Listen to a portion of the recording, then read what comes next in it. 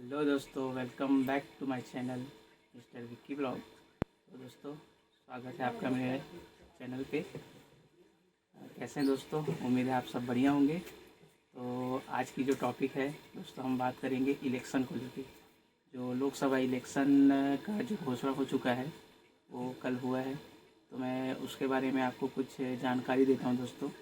जैसा कि 7 चरण में लोकसभा के चुनाव होंगे और चुनाव के जो नतीजे हैं वो 4 जून को उसके नतीजे आएंगे। तो चुनाव आयोग ने क्या क्या ऐलान किया है इसके बारे में मैं आपको आज की मेरे वीडियो में आपको बताऊंगा दोस्तों। तो लोकसभा का जो इलेक्शन है, चुनाव आयोग में शनिवार को लोकसभा चुनाव की तारीख का ऐलान किया गया है। इसके मुताबिक 7 चरणों में वोट डाले जाएंगे। पहले चरण की वोटिंग 19 अप्रैल को, मतगणना 4 जून को होगी। दोस्तों, मुख्य चुनाव आयुक्त राजीव कुमार ने इसका ऐलान करते हुए बताया कि पहला चरण का जो चुनाव है वो 19 को होगा और दूसरा चरण होगा आपका 26 अप्रैल को और तीसरा चरण होगा आपका 7 मई को। ये जो चौथा चरण का जो चुनाव है आपका ये 13 मई को होगा। पाँचवा चरण का जो चुनाव है वो 20 मई को होगा। छठा चरण का जो चुनाव है दोस्तों वो 25 मई को होगा और 7वां चरण का चुनाव जो है वो आपको 1 जून का होगा। इसके अलावा आंध्र प्रदेश, उड़ीसा में विधानसभा चुनाव 15 मई को होगा। 19 अप्रैल को अरुणाचल प्रदेश और सिक्किम में मतदान होगी। वोटों की गिनती 4 जून को होगी। और इससे पहले मुख्य चुनाव आयुक्त राजीव कुमार ने कहा कि 85 वर्ष से अधिक उम्र के जितने भी मतदाता हैं उनके घर जाकर मतदान करवाया जाएगा। इस बार देश में पहली बार ये व्यवस्था एक साथ लागू होगी दोस्तों, कि जो 85 वर्ष से अधिक उम्र के जो मतदाता हैं और जिन्हें 40% से अधिक विकलांगता है उनके पास हम फार्म पहुंचाएंगे अगर वो मतदान का ये विकल्प चुनते हैं तो दोस्तों, इसलिए अरुण गोयल जी ने कुछ कारणों से इसमें इस्तीफ़ा दे दिया था, फिर बाद में उन्होंने इसको ज्वाइन किया। मुख्य निर्वाचन आयुक्त राजीव कुमार ने अरुण गोयल के निर्वाचन आयुक्त पद से अचानक इस्तीफ़ा देने के कारण से जुड़े सवालों का सीधा जवाब देने से बचते हुए शनिवार को कहा कि उनकी निजता का सम्मान किया जाएगा। उन्होंने कहा, लोकसभा चुनाव कार्यक्रम की आयोजित संवाददाता सम्मेलन में भी यह कहा गया कि निर्वाचन आयोग के भीतर असहमति को प्रोत्साहित किया जाएगा। लोकसभा चुनाव के तुरंत बाद जम्मू कश्मीर में विधानसभा चुनाव होंगे। चुनाव आयोग ने लोकसभा चुनाव 2024 की तारीखों के ऐलान के बाद कि जम्मू कश्मीर में लोकसभा चुनाव के तुरंत बाद विधानसभा चुनाव होंगे। जम्मू कश्मीर में विधानसभा चुनाव कराने को लेकर मुख्य निर्वाचन आयुक्त राजीव कुमार ने कहा कि सुरक्षा कारणों से जम्मू कश्मीर में लोकसभा और विधानसभा चुनाव एक साथ संभव नहीं है। और इसके अलावा आंध्र प्रदेश में और उड़ीसा में विधानसभा चुनाव 13 मई में विधानसभा चुनाव कराने को लेकर मुख्य निर्वाचन आयुक्त राजीव कुमार ने कहा कि सुरक्षा कारणों में जम्मू कश्मीर में लोकसभा और विधानसभा चुनाव एक साथ संभव नहीं है। इसके अलावा आंध्र प्रदेश और उड़ीसा में विधानसभा चुनाव 13 मई को होगा। 19 अप्रैल को अरुणाचल प्रदेश और सिक्किम में मतदान होगा। वोटों की गिनती 4 जून को होगी।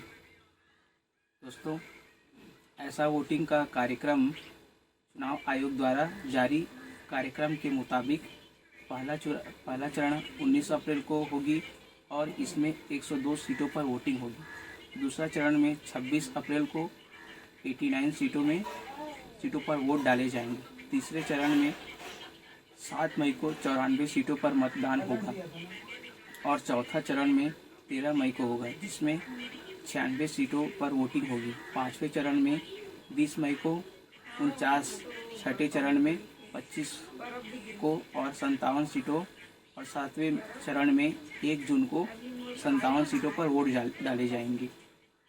मुख्य चुनाव आयुक्त राजीव कुमार ने बताया कि यूपी, बिहार और बंगाल में 7 चरणों में चुनाव संपन्न कराए जाएंगे। लोकसभा चुनाव के पहले चरण की वोटिंग 19 अप्रैल को होगी, 26 अप्रैल को दूसरा चरण, 7 मई को तीसरा चरण, 13 मई को चौथा चरण, 20 मई को पाँचवा चरण, 25 मई को छठा चरण और 1 जून को 7वां चरण की वोटिंग होगी। मतगणना 4 जून को होगी। लोकसभा चुनाव कुल 7 चरणों में होगा। चुनाव आयोग ने इसका ऐलान कर दिया है दोस्तों। 4 राज्यों में विधानसभा चुनाव लोकसभा चुनाव के साथ ही होगी।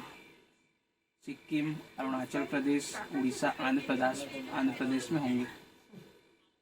मुख्य चुनाव आयुक्त राजीव कुमार ने सबसे पहले इलेक्शन की तारीख का ऐलान किया। वहां पर उन्होंने लोकसभा चुनाव की तारीखों के साथ ही होंगे। मुख्य चुनाव आयुक्त राजीव कुमार ने इस दौरान वोटरों से अपील भी की। साथ ही चुनाव में लगे कर्मचारियों से कहा कि अच्छे से चुनाव संपन्न कराएं। चुनाव आयोग ने यह भी स्पष्ट किया, चुनाव प्रचार के दौरान जाति धर्म आधारित अपील ना की जाए। इसके अलावा बच्चों का इस्तेमाल भी प्रचार में नहीं किया जाए। प्रचार में निजी हमले ना करें।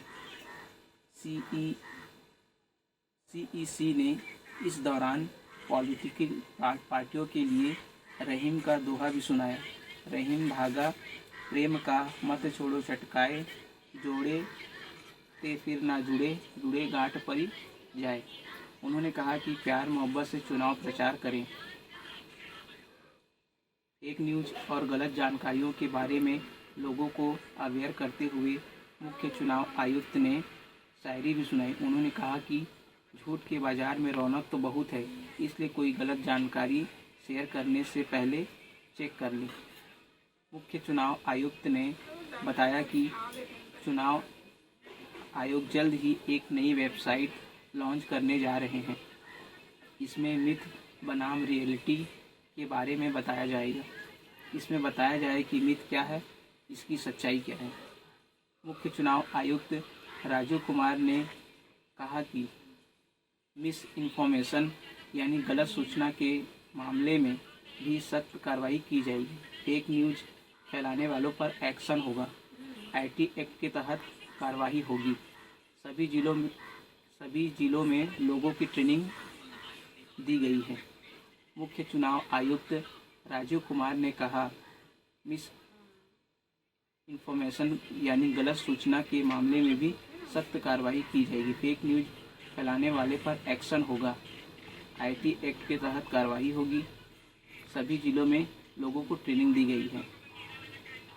मुख्य चुनाव आयुक्त ने कहा कि सभी तरह से संदिग्ध ट्रांजैक्शन पर नज़र रखी जाएगी।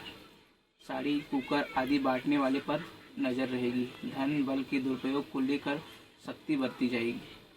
मुख्य चुनाव आयुक्त राजीव कुमार ने कहा कि चुनाव के दौरान राज्यों तैनात वॉलंटियर और पेट्रोलियल स्टाफ को काम नहीं लिया जाएगा।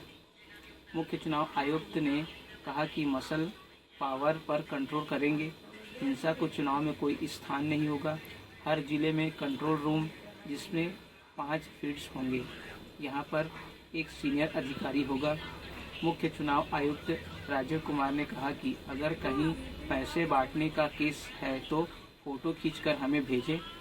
आपकी लोकेशन ट्रेस करके एक्शन सुनिश्चित किया जाएगा। तो ये सब चीज़ दोस्तों मिस्टर राजीव कुमार जी ने जो चुनाव की जो घोषणा की, इसमें सब चीज़ एक एक चीज़ बारीकी से आपको बताया गया दोस्तों। तो उम्मीद है दोस्तों आपको वीडियो पसंद आएगा। इसी तरह के वीडियो पाने के लिए हमारे वीडियो पर बने रहिए। चैनल को अगर नए हैं चैनल को सब्सक्राइब कर दीजिए। वीडियो पसंद आए तो लाइक करिए, ज़्यादा से ज़्यादा अपने दोस्तों तक शेयर कीजिए। तो आज के लिए बस इतना ही दोस्तों। अब तक के लिए धन्यवाद।